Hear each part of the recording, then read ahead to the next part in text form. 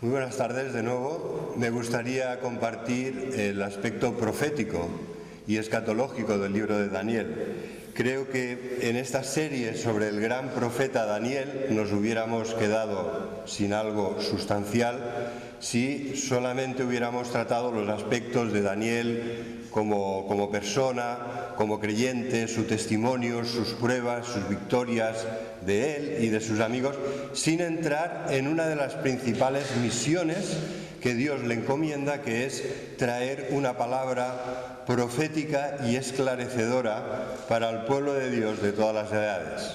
Así que en este sentido, hoy vamos a dedicarnos a... Ya sabéis que no lo hago a menudo, pero es importante, es una parte esencial, importante de la revelación de Dios para nosotros, que sepamos qué es lo que Él va a hacer, qué es lo que Él ha hecho, pero también qué es lo que Él va a hacer y cómo esto nos va a bendecir a nosotros.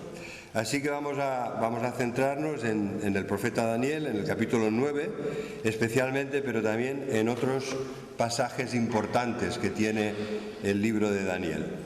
La gran aportación de Daniel como libro profético, la gran precisión que tiene Daniel cuando habla de lo que Dios va a hacer,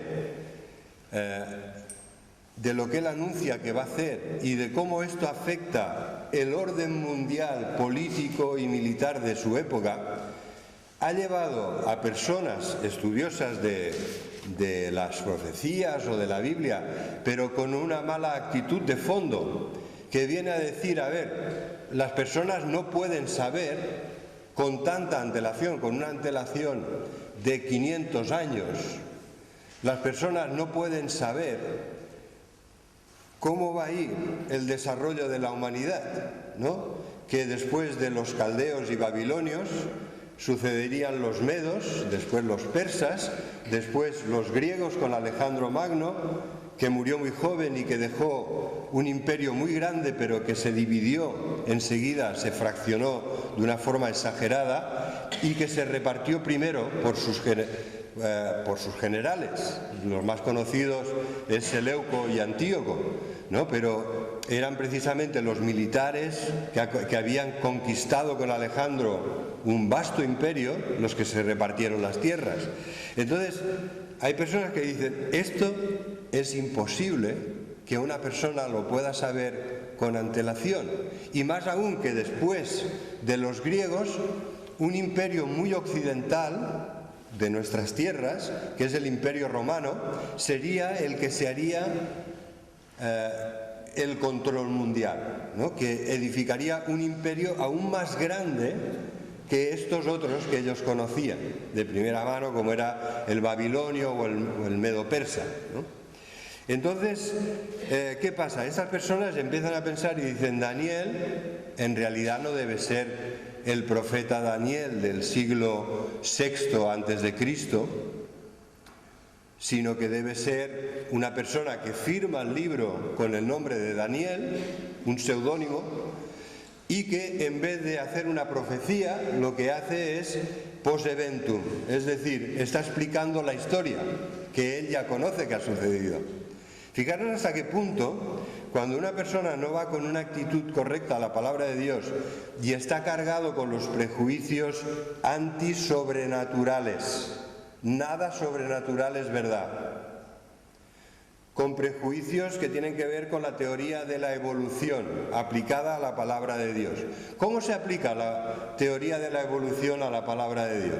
Pues se dice, bueno, en realidad la palabra de Dios han sido tradiciones orales que han ido evolucionando, que se han ido copiando y evolucionando hasta tomar la forma actual que tenemos en la Biblia.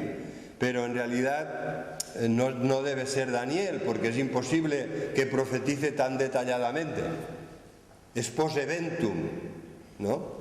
Bueno, todo esto os lo digo, cuidado con lo que leemos, porque incluso en las introducciones de ciertas Biblias que tenemos en casa, eso es lo normal, que te digan eso es lo normal. Y si tú antes de leer Daniel te lees la introducción y te la crees, vas a ir con prejuicios antisobrenaturalistas, evolucionistas, ¿no? Porque, como os decía, al aplicar la teoría de la evolución a la historiografía de cómo se ha formado la Biblia, lo que dicen, bueno, hubo muchas fuentes y unos cuantos redactores. El redactor eloísta, el redactor yavista, el redactor sacerdotal, el redactor deuteronomista. Bueno, yo espero que todo esto no suene mucho, pero desde el siglo XIX la literatura teológica, evangélica, la evangélica no tanto, gracias a Dios, pero tanto la protestante liberal como la católica está llena de estas teorías, de estas hipótesis, porque al final no son hechos comprobados. Así que vamos a centrarnos, nosotros tenemos otro acercamiento y vamos a ver qué grandes aportaciones nos da las enseñanzas del libro de Daniel en cuanto a nuestra comprensión de lo que es la profecía bíblica, lo que ha sucedido y lo que tiene que suceder. ¿Vale? La primera de estas grandes aportaciones es la promesa del Mesías Redentor. No puede ser de otra manera. Apocalipsis capítulo 14 nos dice que el espíritu de la profecía bíblica, desde Génesis hasta Apocalipsis, el espíritu que impregna toda la profecía bíblica es precisamente la revelación de Jesús. ¿Cómo se define el libro de Apocalipsis?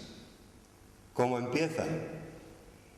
Es la revelación de Jesucristo que le dio a su apóstol Juan, a su siervo Juan, cuando estaba prisionero y deportado en la isla de Patmos. Y este mismo dice, bueno, cuando reflexiona en cómo Jesucristo les ha enseñado a ellos, a sus discípulos, a sus apóstoles más cercanos, cómo les ha enseñado que debemos interpretar la Biblia, Juan dice, el espíritu de toda profecía bíblica es el Señor Jesucristo. Es Él, es el centro de todo. La Biblia nos habla de Él. Desde que en Génesis capítulo 3, después de la caída, se promete que el descendiente de la mujer pisará la cabeza de la serpiente. Y a Abraham se le promete que uno de sus descendientes va a ser en uno de sus descendientes, no en su descendencia en general. Porque de Abraham venimos todos, ¿no? Todos los monoteístas, los judíos, los cristianos y los islámicos, todos invocan a Abraham por padre. Pero dice, de uno de sus descendientes, y después Pablo citará, de su simiente en singular, no en plural, vendrá la salvación a todas las familias de la tierra.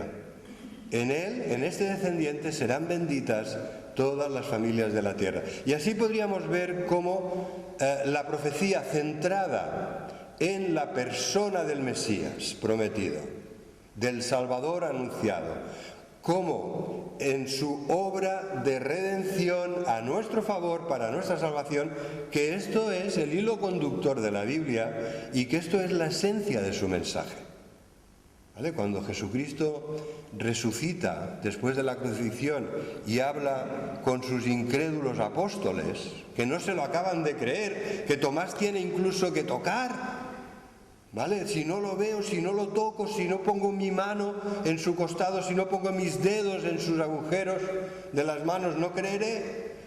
¿Vale? Cuando Jesús habla con ellos, les enseña cómo en la Escritura, y citan las tres grandes partes de la Escritura que tenían ellos, que eran la Torá, Pentateuco, y los profetas, que abarcaba todo el resto del Antiguo Testamento, y los escritos, que era una parte especial del Antiguo Testamento que contenía los Salmos, Proverbios, Eclesiastés, ¿vale? Los libros de la sabiduría sobre todo, ¿no?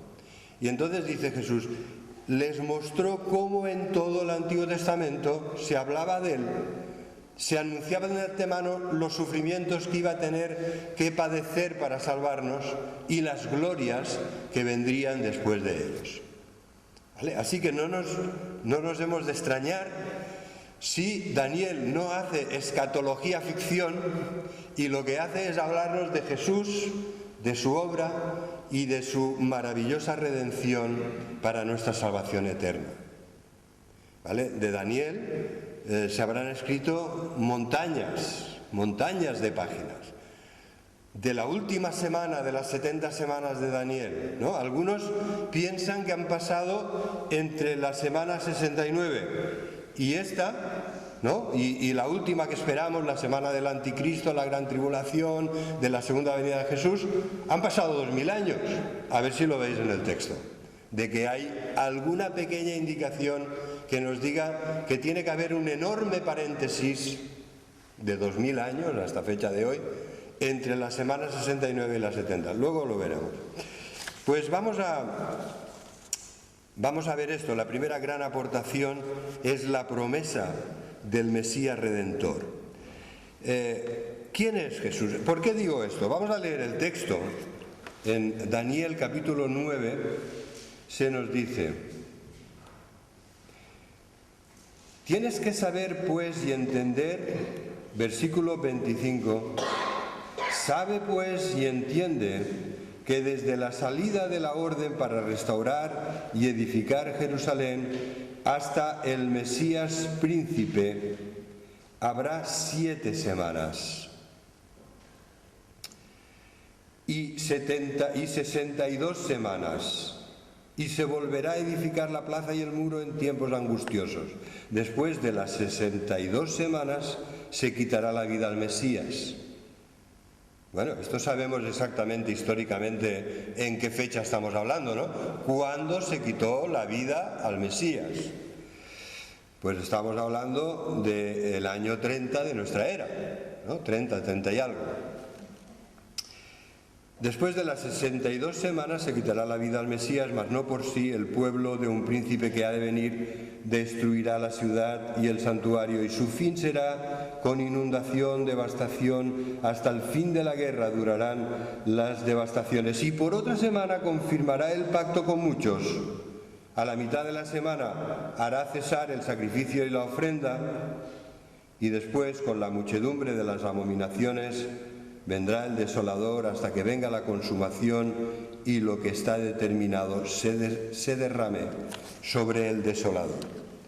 Como veis, hay cosas muy claras que tenemos una clara idea de la fecha histórica de la que estamos hablando. La venida del Mesías en el año 3 antes de Cristo, hay un desfase ahí, pero más o menos, para no confundirnos, en el primer año de nuestra era, ¿no? Contamos la historia antes de Cristo, después de Cristo. ¿Cuándo vino Cristo? En el centro de la historia. ¿Vale? Pero después de esto tenemos también la fecha muy concreta de su crucifixión, en el año 30 aproximadamente después de Cristo, y tenemos también una fecha muy concreta que es la del año 70, cuando el templo es completamente destruido y cesan los sacrificios. Dios ya avisó. ¿Qué pasó cuando Jesucristo murió en la cruz? El dedo de Dios rasgó el velo de arriba a abajo. No era una cortina como las que yo tengo en casa, que llega un momento que les ha dado tanto el sol que puedes ver a través de ellas, o que se puede romper por cualquier cosita que les suceda si se enganchan un poquito. No, el velo del templo, hermanos, era irrompible. Aquello era una tela de una calidad, con los primerísimos materiales de tejedor, con orfebrería, con arte, y era un velo que impedía por completo el acceso y la vista desde el atrio al lugar santo, y el velo estaba puesto ahí en el lugar santo para que no se viera la presencia de Dios encima del arca del propiciatorio de los querubines, en el lugar santísimo, lugar donde solo entraba una vez al año el sumo sacerdote para hacer en aquel día solemne la expiación de los pecados. Ya Dios anunció que con la muerte del Cordero de Dios que quita el pecado del mundo, el perfecto sacerdote que presentó la perfecta ofrenda, entregándose a sí mismo: oh Señor, sacrificios y ofrendas no quisiste, mas me has preparado cuerpo. He aquí que vengo, oh Dios, para hacer tu voluntad, que es presentarme yo como Cordero de Dios que quita el pecado del mundo. Dios dijo: el acceso al lugar santísimo de mi presencia ha sido abierto con la muerte de Jesús expiando los pecados de mi pueblo. Este es el mensaje del velo roto. Pero como los judíos no lo quisieron aceptar, después de unos 30 y tantos años vino un general romano llamado Tito, que destruyó por completo el templo, que presentó en aquel lugar sagrado los estandartes romanos, los sacrificios que ellos solían hacer a sus dioses, incluso de una forma deliberada, dice el historiador Josefo, para humillar más a los vencidos, ¿no? Profanando el templo de una forma muy deliberada y destruyendo por completo la ciudad, años 70 después de Cristo. El general Tito, gracias a estas grandes victorias, fue el emperador Tito. Así que, hermanos, vamos en primer lugar a empezar a edificar con lo más importante y lo más básico, que es ¿por qué Jesús es presentado aquí como el Mesías? Hasta que venga el Mesías príncipe habrá 7 semanas, después se quitará la vida al Mesías. ¿Por qué se habla de él como el Mesías? ¿Qué tiene que ver esto, el Mesías, con nuestro Señor Jesucristo? ¿Qué tiene que ver? ¿Están hablando de exacta y precisamente la misma persona? Sí, porque la palabra hebrea Mesías, Mashiach, esa palabra hebrea se traduce en el Nuevo Testamento como Cristo. Es una palabra cuyo significado es ungido. Jesús ha sido ungido por Dios como el profeta, sacerdote y rey por excelencia, el gran profeta que tenía que venir, el perfecto sumo sacerdote según el orden de Melquisedec, no según la dinastía de sacerdotes de Aarón, y como el rey salvador de su pueblo. Así que el ungido es Jesús, el Cristo. ¿Por qué explico esto? Porque estamos tan acostumbrados a decir Jesucristo, Jesucristo, que quizá no nos estamos parando a pensar que lo que están diciendo es Jesús, cuyo significado es Jehová salva, el Señor salva. Jesús es el Cristo de Dios, el Mesías de Dios. ¿Cuál es el primer mensaje de Pedro, en el que se convierten 3.000 personas y son, 3.000 que fueron bautizadas? ¿Cuál es la conclusión de ese mensaje? Que sepa ciertísimamente toda la casa de Israel que este Jesús al que vosotros habéis crucificado por manos de inicuos, de los romanos, de los que tanto habla Daniel, que este Jesús que habéis crucificado, que es la unión de los príncipes de la tierra, de los príncipes del pueblo de Dios con Poncio Pilato, que se pusieron de acuerdo para asesinar al justo, que tenía que morir por nosotros los injustos. Entonces el mensaje de Pedro es muy claro: sabed con toda seguridad que este Jesús al que habéis crucificado, Dios le ha hecho Señor y Cristo, el ungido por excelencia. También habla Daniel aquí de la unción del santo, ungir al santo de los santos. Es otra evocación en hebreo a la palabra Mesías, que es ungir, el ungido. Ungir al santo de los santos, al único que ha sido santo, al único hombre que ha sido santo, que es Jesús. ¿No? Entonces tenemos esta primera gran aportación, que es cuando Daniel enfoca su profecía por revelación de Dios, le es explicado que el Mesías va a venir, que va a venir en la época de los romanos, porque hay 7 semanas, 62 semanas y una semana final. Entonces, cuando en el capítulo 2 vemos lo que sucede, es después de los babilonios y los medo-persas, viene el imperio griego, después viene el romano, ese imperio terrible, de hierro. ¿Qué dice Daniel capítulo 7? Exactamente lo mismo. Las 4 bestias simbolizan 4 imperios y la más terrible de todas, la cuarta, es el imperio romano. ¿Qué dice Daniel? Pues que desde el edicto de Ciro, en el año 530 a.C. aproximadamente, para que el pueblo de Dios pueda volver a su tierra, tienen que pasar 7 semanas, 62 semanas y una semana final, que es la de la muerte y la resurrección y la destrucción, la muerte y resurrección de Cristo y la destrucción del templo, para que quede muy claro que ya Dios no va a aceptar la adoración por medio de sacrificios de animales. Este es un mensaje claro que nos deja Daniel y que es importante que tengamos en cuenta, ¿no? Yo he conocido iglesias muy cercanas que se han dividido por tener unas doctrinas en cuanto a Israel desaforadas, un sionismo exagerado. Hermano, está claro que no hemos de ser antisemitas, ¿verdad? La historia nos demuestra claramente, y la Biblia, la aberración que eso es. Pero hay ciertas visiones sionistas que tienen más que ver con lo político que con lo espiritual, y que pueden prestarse a confusión cuando vas de una nota de la Biblia a otra y al final construyes un armazón escatológico que no sabes por dónde va, ¿no? Que esperas una restauración de los sacrificios, del templo y de los sacrificios. ¿A qué? Si ya Jesucristo ha presentado el perfecto sacrificio, la perfecta ofrenda de una forma definitiva. ¿Y qué dice la palabra? Repite mucho un concepto, que es la palabra hapax, de una forma única, definitiva y para siempre. No hay repetición del sacrificio de Cristo. No hay posible repetición, ni podemos volver atrás con la moviola a los sacrificios de animales. Ya está, lo que necesitamos para relacionarnos con Dios, ya Dios lo ha hecho.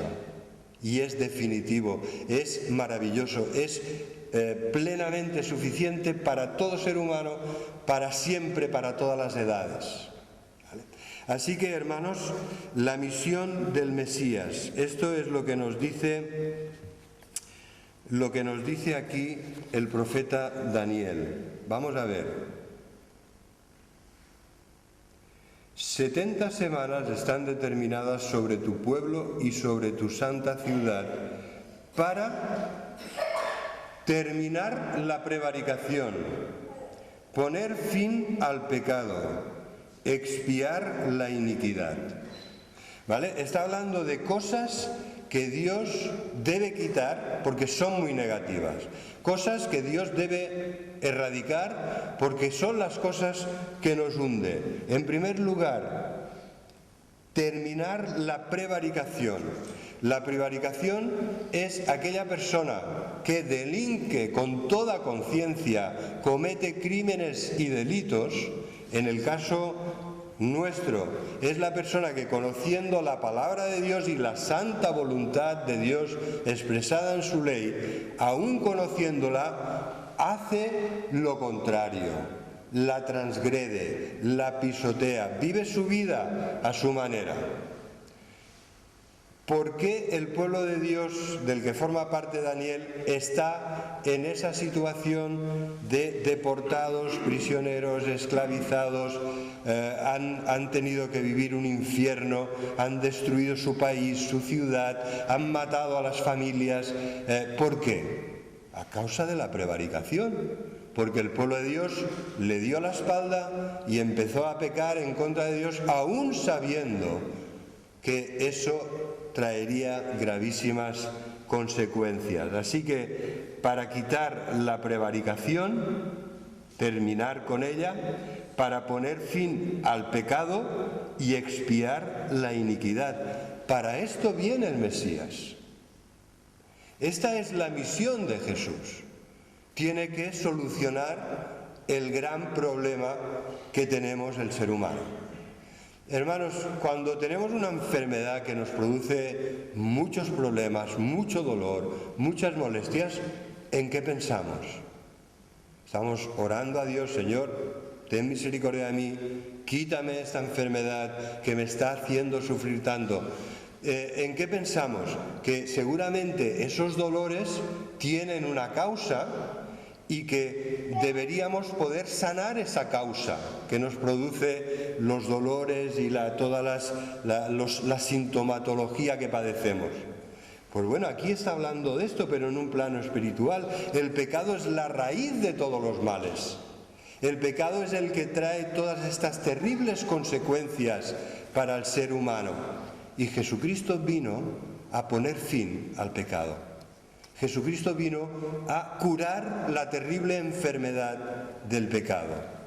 Así que, hermanos, hemos de dar muchas gracias a Dios que Jesús vino a poner fin al pecado y sus terribles consecuencias, y que lo hizo expiando la iniquidad.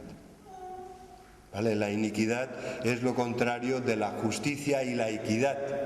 La iniquidad es la maldad del ser humano, el pecado manifestándose, ¿no?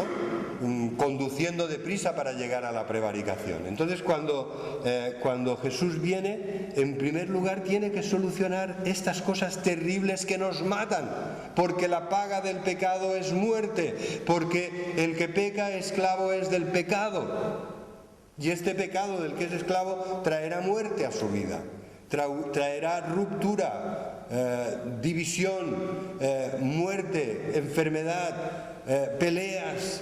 Todo esto es lo que trae el pecado. Así que Jesús viene para expiar el pecado, expiar la iniquidad. Y esto es lo que hace cuando muere por nuestros pecados. Y es no la sangre de un animal sacrificado, sino su preciosa sangre, la que Él presenta a Dios para expiar nuestros pecados y para ser nuestra propiciación. Es decir, ponernos en paz con Dios y ponernos en una posición de bendición delante de Dios. Dios nos va a mirar con buena voluntad porque nos ve a través del perfecto sacrificio de su Hijo. Nos ve limpios por la sangre derramada que nos purifica de todo pecado y de toda maldad. Después de esto, y ya expresado en términos positivos, la misión del Mesías, de nuestro Señor Jesucristo, es traer justicia perdurable. ¿Cuál era el planteamiento de justicia de la época de Daniel o incluso de los contemporáneos de Jesús? Cada acto bueno que hacías era una justicia que te sumabas una justicia para que Dios la tuviera en cuenta. Era acto a acto, bondad a bondad, misericordia a misericordia, obediencia a cada uno de los mandamientos y preceptos. Pero Jesús trae la justicia perdurable. Justificados, pues por la fe, tenemos paz para con Dios por medio de Jesucristo. Y tenemos amplia y generosa entrada por medio de Él a esta gracia de Dios en la cual estamos firmes. Este es el mensaje de Daniel. Es un mensaje precioso que nos recuerda que dentro de unos momentos celebraremos con gratitud precisamente esto, que hemos sido revestidos de la justicia de Cristo. Abraham creyó a Dios y le fue contado por justicia. David también en el Salmo 32, 1000 años antes de Cristo, pero movido por el Espíritu del Mesías, el Espíritu Santo que había en él, habla de bienaventurado aquel varón a quien el Señor no culpó de iniquidad, y que bienaventurada aquella persona a la que Dios ha cubierto sus pecados, ¿verdad? Está hablando precisamente de lo mismo que Daniel, de esta justicia de Cristo eterna, permanente, con la que somos revestidos. Él muere en la cruz cargando nuestros pecados, expía nuestros pecados a los ojos de Dios, pero no nos deja desnudos, nos reviste de su justicia. de esta justicia perdurable. Y entonces habla Daniel de sellar la visión y la profecía y de ungir al Santo de los Santos, que hace referencia al momento del bautismo, cuando los cielos son abiertos y se oye una voz majestuosa que dice: este es mi Hijo amado, a él oí, el gran profeta que esperábamos, a él oí. Y entonces desciende el Espíritu Santo y en una forma como de paloma se posa sobre Cristo, para que no quepa ninguna duda a nadie, y sobre todo a Juan Bautista, que está allí y no le quería bautizar, para que no quepa ninguna duda de que Él es el Santo Cordero de Dios que quita el pecado del mundo. Juan dice él: es que no soy digno ni de desatar sus sandalias. Sabiendo quién es Él, no me atrevo ni de desatar sus sandalias. Y Jesús le dice: bautízame, conviene que cumplamos toda justicia. Sellar la visión y la profecía. La visión es como un sinónimo de profecía, porque si os fijáis en el profeta Daniel, todas las revelaciones que él recibe son por medio de visiones de Dios. Entonces, lo que está diciendo es, por una parte, que queda confirmado que es palabra de Dios, que lo selle y lo confirme como tal, pero por otra parte está diciendo: cuando venga el Mesías, cuando venga el gran profeta, todas estas profecías parciales se cumplirán en él y él traerá una revelación todavía mayor. Es decir, que está diciendo que hay un Antiguo Testamento y que hay un Nuevo Testamento. Y que cuando Jesucristo venga nos revelará, ¿verdad? En Él Dios se revelará en palabras, en hechos, en su persona, en sus obras, de una forma tal que quien la ha visto a Él, ha visto también al Padre. Y por lo tanto, lo antiguo quedará cumplido en Él y nos regiremos por lo nuevo. ¿Vale? Esto también está detrás de esta frase un poco enigmática de sellar la visión y la profecía. Así que, hermanos, vamos a ver esta cuestión de los tiempos, que es lo más complicado. Yo voy a intentar explicarlo de una forma sencilla y os recomiendo, en este sentido, os recomiendo una vez más el libro de Greer, que es un libro súper pequeñito, traducido al castellano, El gran evento final, o el evento final definitivo. El autor se llama Greer, tal como suena, G-R-I-E-R, y está traducido por Editorial Peregrino, y vamos a hablar para no exagerar, porque yo no quisiera que penséis que soy un exagerado. Si a mí me dicen, ¿cuál es el top 10 de libros en tu vida?, diría Greer, sin duda. Porque un tema tan complicado como este, cuando encuentras un hermano que es capaz de explicar estas cosas de una forma breve y sencilla, para que puedas ver todo el gran cuadro de la palabra de Dios, que lo puedas ver diáfanamente claro delante de ti, es un libro de un valor altísimo. Porque es breve, porque es sencillo, porque es clarificador y porque es profundamente bíblico en sus enseñanzas. Así que os lo recomiendo, el libro del evento final, el gran evento final, que es me parece que este es el título en castellano, del pastor Greer. A ver, las semanas. Las primeras 7 semanas... No lo voy a hacer largo, no os preocupéis.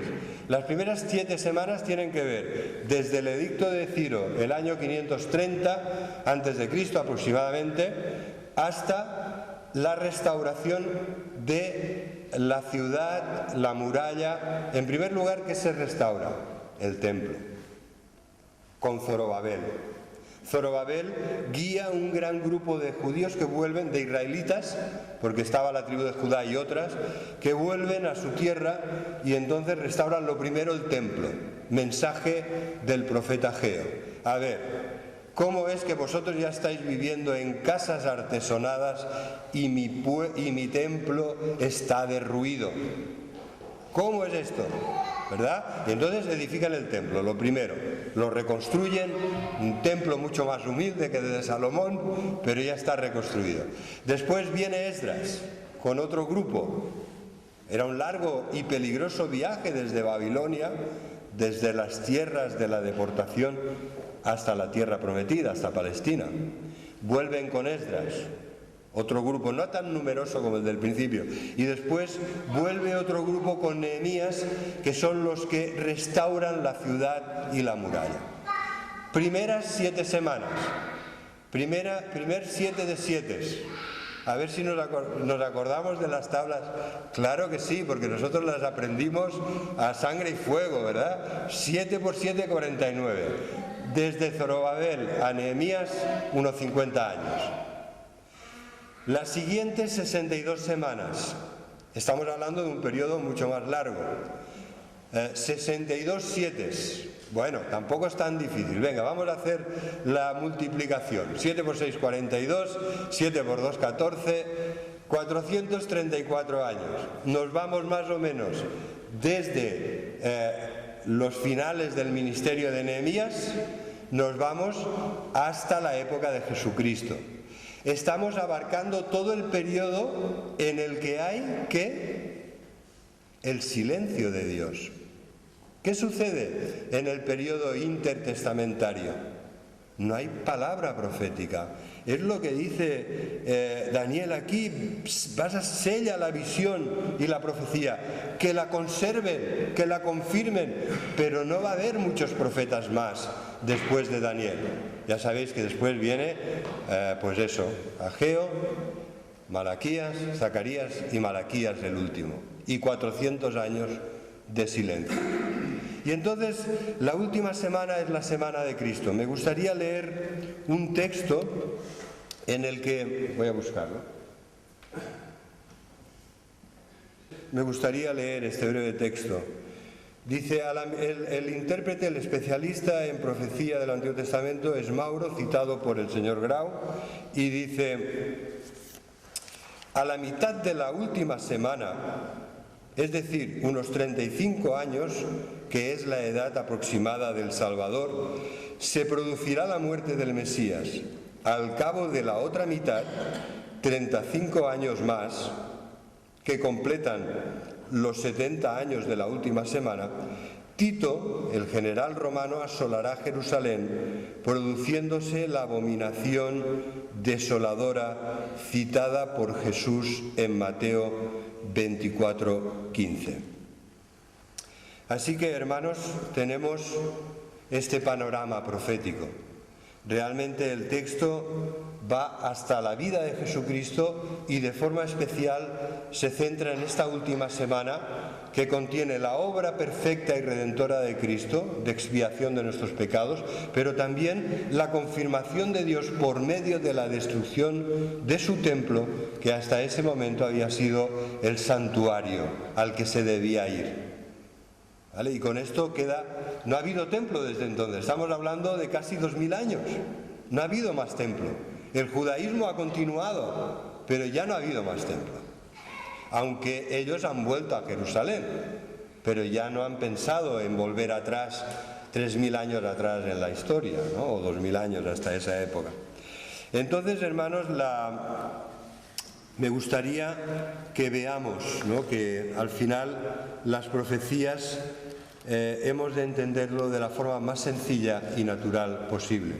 Y esto nos lleva a la segunda gran aportación de Daniel, que es la profecía del Hijo del Hombre. Capítulo 7, me gustaría que me acompañéis cuando dice Daniel que después de ver las 4 bestias saliendo del mar, la cuarta de las cuales es la más terrible y es Roma, ¿verdad? ¿Por qué? Porque la tercera es un leopardo con 4 cabezas, ¿verdad? Que es el animal rápido que simboliza a Alejandro Magno y sus 4 generales que continuaron después de su muerte prematura, de su muerte joven, ¿no?, como conquistador. Entonces, Daniel dice lo siguiente: miraba yo en visión de noche y he aquí con las nubes del cielo venía uno como un hijo de hombre, que vino hasta el anciano de días, el Dios eterno, el Dios Padre eterno, y le hicieron acercarse delante de él. Y le fue dado dominio, gloria y reino, para que todos los pueblos, naciones y lenguas le sirvieran. Su dominio es dominio eterno que nunca pasará, y su reino uno que no será destruido. ¿Cuándo es citada esta profecía del Hijo del Hombre que viene en las nubes y se acerca al anciano de días, al Dios eterno, al Padre de la gloria? Pues mirad, esta profecía es citada por Jesucristo mismo en su mensaje apocalíptico de Mateo 24. Él cita de una forma muy literal esta profecía, pero además es la respuesta de Jesús cuando el sumo sacerdote le pregunta: a ver, ¿pero tú quién eres? ¿Eres el Mesías? Y entonces él cita esta profecía de Daniel y dice: a partir de ahora tú verás al Hijo del Hombre sentado a la diestra de Dios en las alturas. ¿Vale? Está citando precisamente esta profecía. O sea que vemos que esta profecía se cumple en la primera venida de Cristo, en medio del Imperio Romano, como dice muy bien la situación y la explicación de la cuarta bestia terrible que devora todos los otros imperios, pero también, por otra parte, se va al final, a la segunda venida de Jesucristo, cuando Jesucristo es levantado ante los ojos de sus apóstoles y es ocultado por las nubes de gloria, porque está ascendiendo a la derecha del Padre. Entonces aparecen unos ángeles y le dicen a los apóstoles: a ver, ¿qué hacéis aquí mirando el cielo? Que ya se ha ido, hombre, ¿no? Se habían quedado allí, se habían quedado petrificados. Pero ¿qué hacéis aquí mirando al cielo? Y entonces añade, dice: este mismo Jesús que habéis visto yendo al Padre, arrebatado al cielo en las nubes de gloria, este mismo Jesús volverá, así como le habéis visto marchar, le veréis volver. A ver, hermanos, vamos a intentar recordar qué dice la palabra de Dios: que todo ojo le verá, que todo oído, aún los que no lo tenemos bueno, que todo oído le oirá, que toda lengua le confesará y que toda rodilla se doblará. ¿Por qué? Porque Jesucristo manifestará su gran poder y gloria volviendo con sus ángeles y con su iglesia. La iglesia que reina con él en los cielos volverá para consumar la salvación. Y precisamente este es el mensaje de Daniel. Tendríamos que leer todo el capítulo, tendríamos que leer también el capítulo 2, que nos habla de una piedra que crea un reino eterno que destruye los imperios de la tierra. A ver, hermanos, ¿dónde está Babilonia, Media, Persia, Grecia, Roma? ¿Dónde están? Pero de Dios, como decía Lutero, de Dios el reino queda. Aquí estamos, humildemente, aquí estamos, por toda la eternidad, porque tenemos la esperanza de que un día, mirad, qué bonito lo que dice Grau, el Hijo del Hombre, que es el término preferido de Jesucristo para designarse a sí mismo, el Hijo del Hombre, en este contexto del capítulo 7, es humano, no bestial como las otras bestias de los imperios. Es celestial, no terrenal. Las bestias salen de la tierra. Es internacional, no nacional en el sentido estrecho del término, ni imperial en ese mismo sentido. Es internacional, de todo pueblo, de toda lengua, de toda nación de la tierra. Y además es un reino eterno, no temporal. ¿Vale? Este es el reino al que nosotros pertenecemos, servimos, adoramos, proclamamos, y por eso estamos aquí esta tarde, para acordarnos de que el Señor de la gloria, nuestro Mesías, el Redentor, nuestro amado Señor Jesucristo, nos ha redimido con su sangre, ha hecho de nosotros reyes y sacerdotes para que sigamos anunciándole y proclamándole hasta que Él vuelva. Así que, hermanos, como dice, concluyo con las palabras de Daniel en el capítulo 12, espero que tú te veas claramente reflejado aquí en Daniel capítulo 12, cuando dice: y muchos en aquel día de angustia, en aquel día que el arcángel Miguel, el gran príncipe que está de parte nuestra, nos ayudará, en aquel día, en aquel tiempo será libertado tu pueblo y todos los que se hallen escritos en el libro. Y muchos de los que duermen en el polvo de la tierra serán despertados, unos para vida eterna y otros para vergüenza y confusión perpetua. ¿Dónde estaremos nosotros? Los entendidos resplandecerán como el resplandor del firmamento, es decir, los que conocen al Señor resplandecerán como el firmamento, y los que enseñan justicia a la multitud, como las estrellas, brillarán a perpetua eternidad. Hermanos, sintamos, oigamos, pero sintamos también las palabras de Jesús. Bien, buen siervo y fiel. En lo poco has sido fiel, en lo mucho te pondré. Qué pena cuando a veces hay personas que no saben que hay que empezar siendo fiel en lo poco para que el Señor nos ponga en más. Y rechazan lo que les parece poco porque quieren más. Qué pena. Bien, buen siervo y fiel. En lo poco me has sido fiel, en lo mucho te pondré. Entra en el gozo de tu Señor. Hermanos, yo creo que este es el mensaje que Dios ha puesto en mi corazón. No vivamos para atesorar tesoros terrenales que hemos de dejar aquí necesariamente. Vivamos a la luz de la eternidad, vivamos a la luz de esas palabras que tienen que animarnos día a día. Bien, buen siervo y fiel, en lo poco has sido fiel, en lo mucho te pondré. Entra en el gozo de tu Señor. Sé de estos entendidos que resplandecerán como el resplandor del firmamento, como estos que enseñan y predican el Evangelio a multitudes y serán como las estrellas brillando a perpetua eternidad. Vive a la luz de la eternidad. No seas corto de vista y vivas pensando solo en el aquí y ahora o en el pasado mañana. Vive a la luz de la eternidad. Gracias, Señor, porque podemos cantar de todo corazón: cuán grande eres tú, cuán grande tu amor y tu misericordia.